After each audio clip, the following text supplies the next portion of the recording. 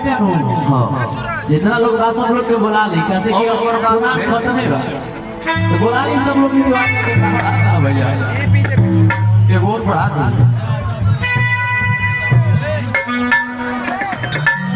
और एक पढ़ा इसी सर भी बना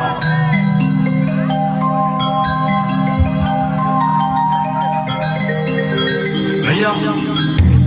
और हमने के लोकगीत के कैसे एल्बम जोना कैसे के नाम पर देह मातुआर वो कैसे थे आप सबके बीच एक सुनाओ लगेगा फिर आप सबके जो इजाजत से चाह जो सुना दिया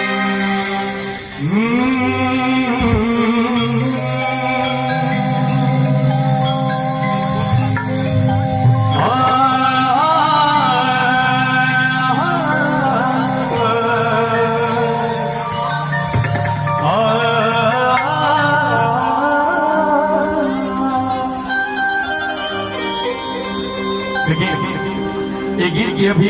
आप सबके आशीर्वाद प्यार बहुत ही ज्यादा मिल रहा है। हाँ भैया पहले 2 मिनट तरी भाव सुन लो भोजपुरी में हमने के भाव समझ हिला के बाद गीत में मजा आवे।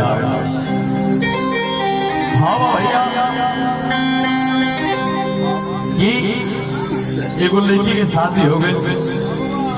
अपना ससुरा चल जाती है लेकिन ससुरा गया के बाद ससुरा के बड़ा कोनो सुख नहीं चाहिए मजा लेते आओ फिर मैं यार अपने माई के पास घरे फोन करके कह दिया लेके हाँ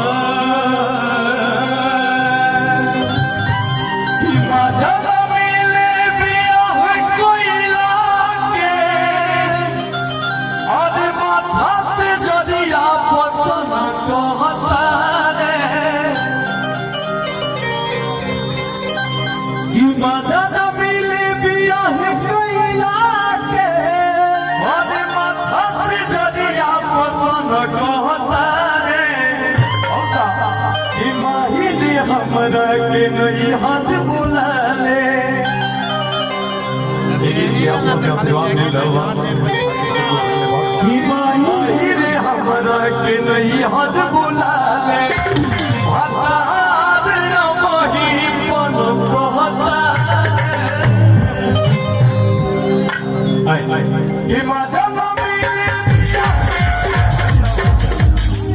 सिंगल में रहो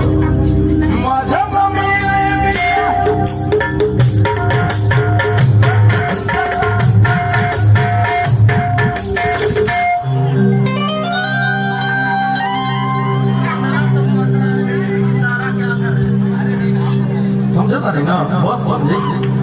कि मजा न मिले पिया है कोई लागे हाथ से जदी आपस न कहता है माही रे हमारा के नहीं हटता रे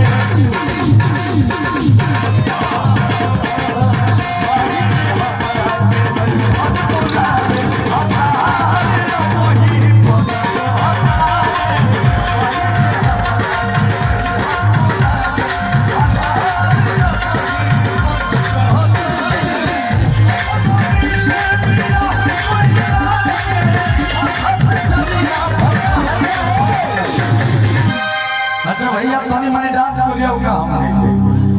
डांस कर लिया तनी मने हम नहीं ओके एकदम तनी आओ तो मैडम तनी ये आओ तनी ये बीच में तनी आओ राजा भैया का सके तनी तू डांस कर दो अब भैया अगर तनी मने डांस अच्छा लगे तो ताली बजा जाए इससे आओ मैडम बोले माथा से जदी आप पसंद को हमारी रे हमारा के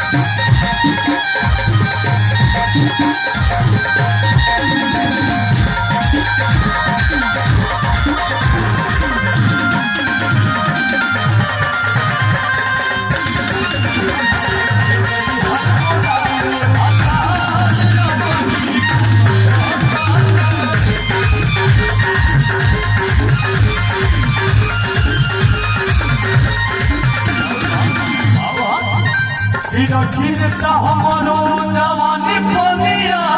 के खाली थोड़ी सुहरावा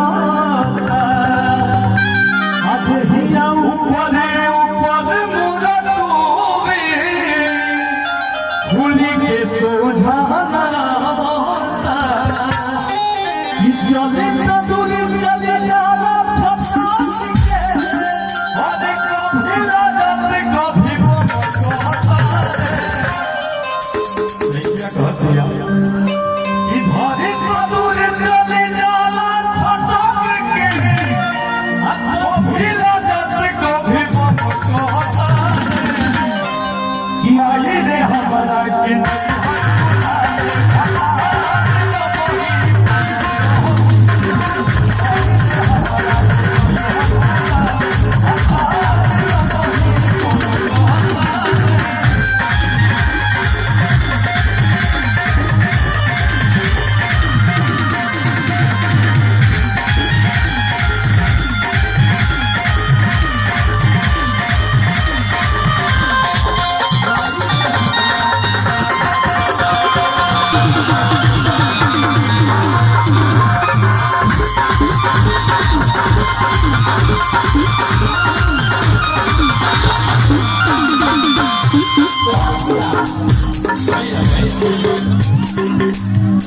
अच्छा लगता है कि और लोग और तरीका आता है और बढ़िया ज़्यादा ठीक है देखिए भैया एक मिनट महाराज देखिए भैया आप लोगों को हम एक बात बताना चाहते हैं